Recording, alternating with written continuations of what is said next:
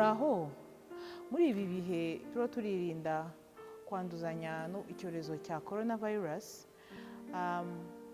Guverinoma yacu yadusabye ko tuguma mu ngo. Ni ngombwa rero kubahiriza kuguma mu ngo, ariko kandi hari za serivisi nkeya zemerewe gukomeza. Izo harimo guhaha, kujya kwifuza kwa muganga cyangwa se ugiye kugura imiti, n'izindi serivisi nkeya zemerewe. Iyo ugiye gufata izo serivisi ugomba kwirinda, mukirinda gusuhuzanya kandi mugasiga metero hagati y'umuntu n'undi mu buryo bwo gukomeza kwirinda. Muri iki gihe kandi turasaba abacuruzi rwose mureke kongera ibiciro. Hari ibiciro byashyizweho na Minisiteri y'Ubucuruzi n'Inganda, ibyo biciro nibyo bigomba gukurikizwa.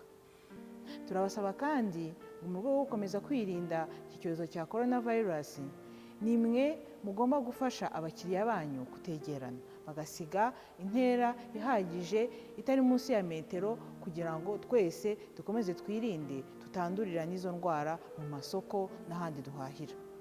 Muri iki gihe kandi guverinoma yacu yiyemeje gutabara cyane cyane imiryango yagizweho n'ingaruka y'uko imirimo yabo yahagaze kuko bakoraga umunsi ku wundi.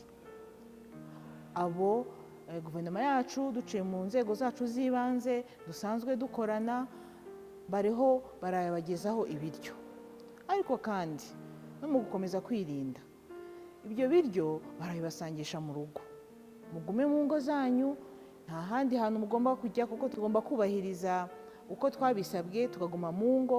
Ubuyobozi n'abandi bagenwe barabibagereza mu rugo uko mwagiye mutoranywa mu mafamiye abikwiriye. Ikindi, gusurana ntabwo byemewe. Turi mu mujyi wa Kigali, dukoresha ikoranabuhanga. Umuvandimwe wamuhamagara, ushobora gukorana ikoranabuhanga mukarebana, ushobora gukorana ikoranabuhanga mukavugana, ariko gusurana nabyo ni kimwe cyatugwisha mu byago byo kurwara coronavirus. Twese rero dufatanye, tugume mu rugo, nibwo tuzabasha kwirinda no guhashya iki cyorezo cya coronavirus.